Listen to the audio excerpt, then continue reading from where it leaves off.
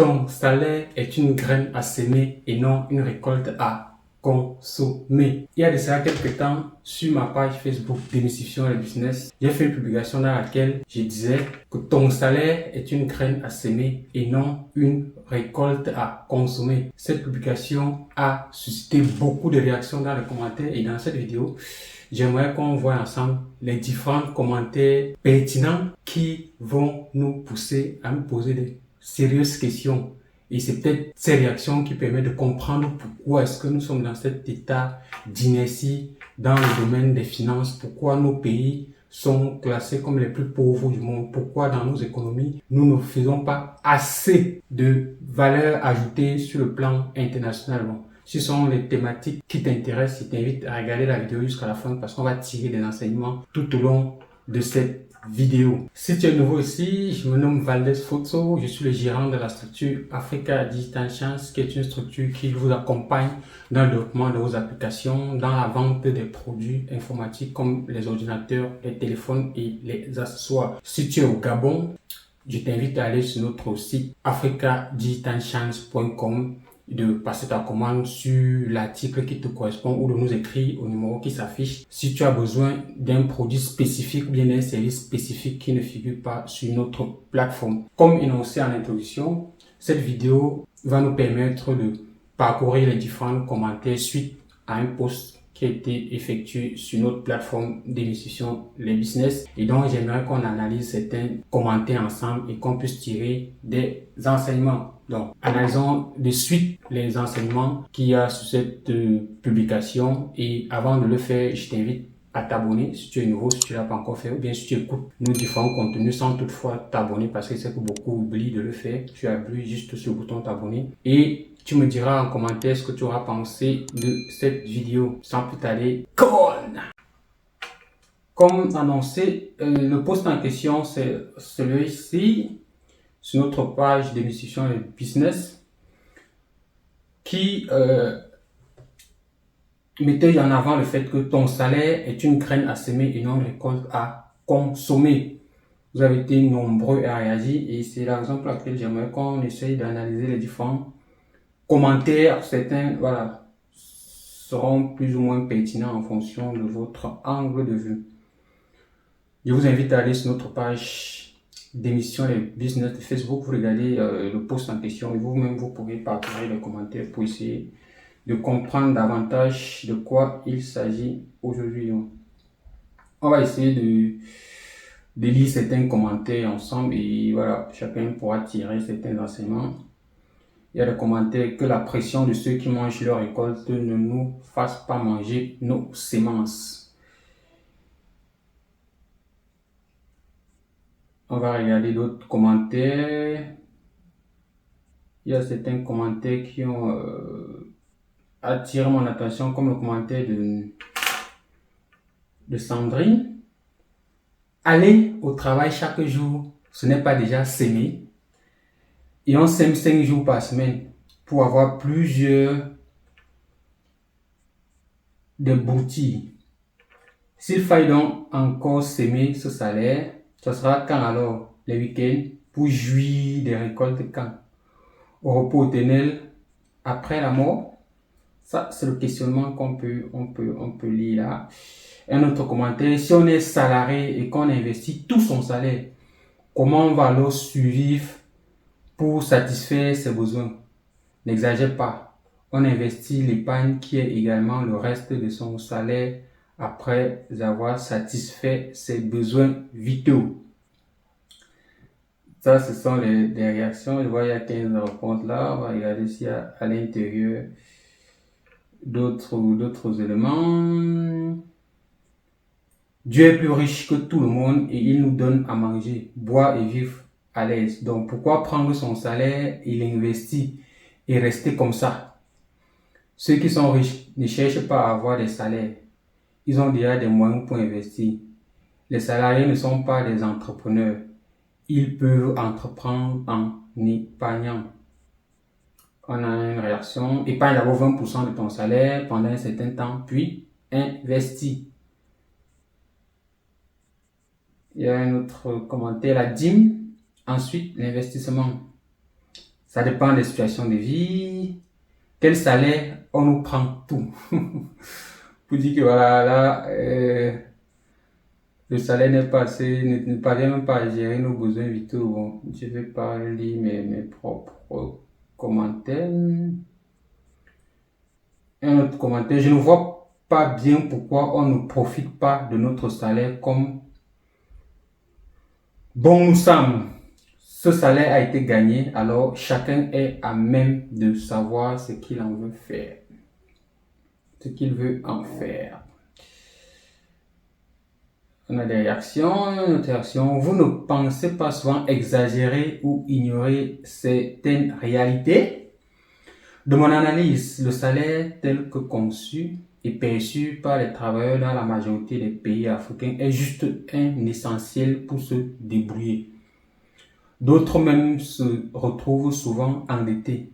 Comment investir? Point d'interrogation. Si certains enseignements et motivations se retournaient vers l'intelligence et la discipline économique individuelle, on gagnerait encore mieux et plus. Juste un point de vue. Notre réaction à s'aimer où? On peut lire la réaction. Arrêtez de nous faire la morale alors. Laisse-moi profiter de ma souffrance.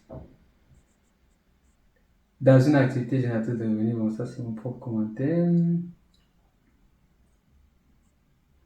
Vous avez bien réfléchi, mais de grâce que votre expérience personnelle ne soit pas un principe pour la vie. Laissez les gens gérer et voir leur salaire comme ils veulent.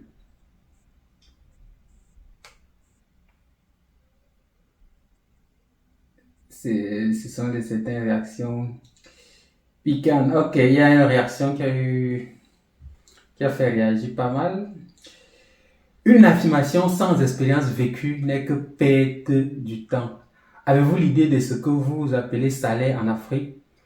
De plus, qu'en est-il du coût de vie dans nos pays africains?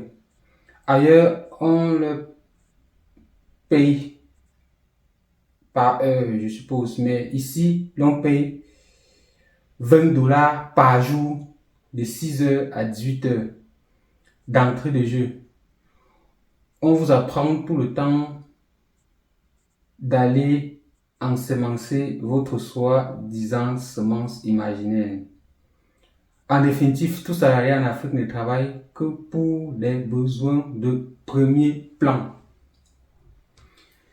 Ça a naturellement suscité beaucoup d'autres réponses. Bon, je ne veux pas lire ce que j'ai eu à lire. Bon, pourquoi pas pour ceux commentaires, on peut lire mon commentaire.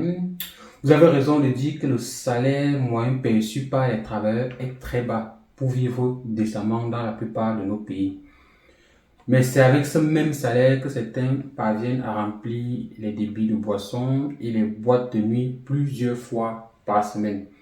D'autres parviennent également à s'offrir des gadgets qui ne favorisent pas l'augmentation de leurs semences.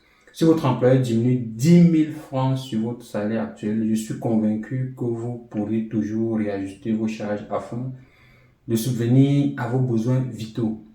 Certes, on gagne peu dans l'ensemble, mais il faut être rigoureux sur ses dépenses pour pouvoir se constituer un capital d'investissement. Petit soit-il, il ne faut surtout pas manger sa chef, dit Ricardo Kanyama. Une autre réaction, tout salaire est une semence, c'est la vérité. Tout salarié en Afrique ne travaille pas pour ses besoins de premier plan. Quand on pense comme ça, c'est le chemin de la pauvreté qu'on se trace. Des réactions pertinentes. Donc ce sont les différentes réactions qu'on a pu voir. Bon, je vous invite vraiment à aller sur ce post, lire les commentaires, vous pouvez lire davantage. On t'a dit que nous, en Afrique, on touche le salaire. Ce sont des moyens de transport que l'on touche. Bon, pour dire que c'est tellement petit que ça ne parvient même pas à faire quoi que ce soit, à part se prendre le taxi chaque jour. Avec une bonne gestion, on peut faire tellement de bien avec l'argent. Faisons de l'argent un instrument et non un maître. Voilà. Bon. Ça, il y a tellement de réactions. Vous pouvez le lire. Il y a une autre réaction. C'est quand ça suffit qu'on peut s'aimer. Compreneur comprend. C'est quand le salaire est régulier que tu peux s'aimer pour espérer récolter. Mais ce n'est pas régulier. La graine, c'était l'école. Les sacrifices. Le salaire, c'est la récolte. Sinon, à quoi serviraient les études par exemple? Ça, c'est un commentaire qui m'a aussi fait beaucoup rire. Parce que on dit carrément que la graine, c'était l'école. Les sacrifices. Aller à l'école, c'était notre plus gros sacrifice. C'était notre graine. Le salaire, c'est la récolte. Sinon, à quoi serviraient les études par exemple? Une autre réaction, à semer ou alors? Bon, il y en a tellement. Je vous invite maintenant à ce qu'on prenne le temps d'analyser certaines réactions ou bien de commenter un peu ce qu'on vient de lire. Comme je vous disais en amont, si vous êtes nouveau sur la chaîne, n'oubliez pas de vous abonner, de mettre un like et de me laisser un commentaire si vous trouvez que ce contenu vous apporte de la valeur ajoutée. Comme vous venez de lire dans les commentaires de cette publication, il y a eu beaucoup de réactions et certaines réactions sont amusantes, certaines sont pertinentes. Voilà, il y a du tout. Je vous invite vraiment à aller regarder les commentaires de cette publication. Vous allez tirer beaucoup d'enseignements. Et actuellement, j'aimerais qu'on essaye de faire un petit débriefing de ce qu'on vient de lire. À l'intérieur, certaines se plaignent que voilà, le salaire est très insignifiant et dans cette mesure, on ne peut pas réellement investir parce qu'il ne parvient même pas à subvenir nos besoins vitaux. D'autres disent que aller à l'école, c'était notre plus gros sacrifice. On a semé notre graine, on a investi sur nous en allant à l'école, c'était la graine. Et maintenant qu'on travaille, voilà, il faut manger, il faut récolter. D'autres disent que le salaire qu'on perçoit n'est pas régulier. Bon, difficile ou voire impossible de faire un investissement avec ça. Et c'est ce qui revient beaucoup. Beaucoup disent que voilà, dans nos pays africains, voilà, le salaire est insignifiant. On nous paye 20 dollars la journée de 6 heures à 18 heures. Comment est-ce qu'on peut encore nous demander d'investir avec ça? Ce qu'il faut comprendre, ce que je voulais attirer votre attention, c'est que le processus d'enrichissement commence par le mental, par vos opinions, par ce en quoi vous croyez. Si vous êtes convaincu que vous ne pourrez rien faire avec votre salaire, alors soyez-en sûr, vous avez raison parce que vous n'allez jamais rien faire avec ce salaire. Si vous dites qu'il est assez insignifiant, vous voyez bien que ce n'est pas avec ce salaire que vous allez pouvoir prospérer ou bien améliorer vos situations de vie parce que ça sera identique et pire même encore avec le niveau de vie qui va ça devenir de plus en plus douloureux dans nos sociétés. L'inflation qu'on rencontre chaque jour, le niveau de vie, le coût de vie il s'élève chaque jour mais le salaire ne bouge pas. Il augmente 5%, or l'inflation est à 20%. Comment est-ce que vous allez tenir? Bon, une fois vous avez compris cela, que ce n'est pas en me plaignant que ma situation va changer. Posez-vous des bonnes questions. Et lorsque vous posez les bonnes questions, votre cerveau également se met à réfléchir, se pose des questions qui vont lui permettre de résolver vos préoccupations. Si vous dites que je suis condamné à la misère parce que mon salaire est insignifiant, oui, vous le serez. Mais si vous dites comment faire en sorte que actuellement j'ai un salaire insignifiant, mais il faut que dans les prochaines années, que j'ai des revenus qui parviennent à satisfaire ne serait-ce que mes besoins vitaux, qui me met à l'abri de certaines choses, qui me permet à mettre en place un patrimoine que je pourrais léguer à ma communauté. Un patrimoine qui va me permettre d'abord de subvenir à mes propres besoins. Quand j'ai des problèmes de santé, comment je gère? Tout ce que vous faites aujourd'hui, c'est payant. Vous ne pouvez pas aller quelque part sans argent. Même seulement pour déplacer, il vous faut payer. Donc, raisonnez en se disant, je suis la victime, j'ai un salaire insignifiant, je ne peux rien faire. Ne me demandez plus d'épargner ou bien d'investir mon salaire. Vous allez voir que vous allez tout démurrer dans cette situation. Ou non, mentalement, dites-vous, certes, je gagne peu aujourd'hui ou je ne gagne pratiquement rien, mais ce n'est qu'une étape de ma vie. Il y a des possibilités pour que je sorte de cette situation. Comment je peux faire? Ce sont les questions que vous allez vous poser. Ensuite, vous avez accepté cela, vous avez reconnu que oui, ce n'est pas une fatalité d'avoir une situation très basse aujourd'hui, mais dans les jours, mois, semaines, années à venir, je peux sortir de cela. Et c'est justement l'intérêt du poste pour vous dire, certes, votre salaire, il peut être insignifiant, mais pensez à mettre quelque chose de côté pour pouvoir vous-même sortir de cette prison que vous êtes actuellement. Parce que vous tournez en rond, ce sera la même chose. Mais vous tous, je vous pose une question. Si on retire 10 000, 20 000 sur votre salaire actuel, vous n'allez pas mourir. Ça sera plus difficile, mais vous n'allez pas mourir. Ce sont des sacrifices que vous allez vous dire. Dites-vous que, voilà, je suis arrivé, mon employeur, il a dit, il va me diminuer peut-être 10% ou 20% de ce que je gagne. Peut-être votre salaire n'atteint même pas 10 000. Bon, si on retire 10 000, vous serez déficitaire. Dites-vous juste que, voilà, on retire 10%, 20% de ce que je gagne. Comment est-ce que je vais réagir? Vous allez réduire votre train de vie. Vous allez vous concentrer sur ce qui est vraiment indispensable, même si vous allez mettre beaucoup à côté et faire des sacrifices. Et progressivement, vous allez vous observer comment est-ce que je peux rentabiliser cet investissement. Comment est-ce que je peux mettre à profit mon épargne. Et plus tard, vous allez voir que vous aurez les réponses à votre question. Mais d'entrée de jeu, jouer la victime, dire qu'on ne peut pas parce que le salaire est bas. Allez voir même ceux qui vous pensez que le salaire est élevé. Ils ont toujours les problèmes, les difficultés à atteindre la fin du mois. Toujours. Au fond, on se rend bien compte que ce n'est pas juste le fait que le salaire soit insignifiant qui empêche les gens de lancer certaines activités génératrices de revenus. Ce qu'il faut, c'est une discipline, il faut une certaine discipline pour pouvoir gérer cela. Donc, c'est le but de la chaîne, partager avec vous peut-être des stratégies d'épargne, d'investissement pour pouvoir générer des activités qui vont produire de l'argent et non être contraint à travailler chaque jour jusqu'à la fin de ces jours pour pouvoir gagner un peu d'argent, mettre plutôt en place des systèmes qui vont pouvoir travailler ensemble et de telle en sorte qu'on puisse avoir des dividendes là-dessus. Et ça, c'est le rôle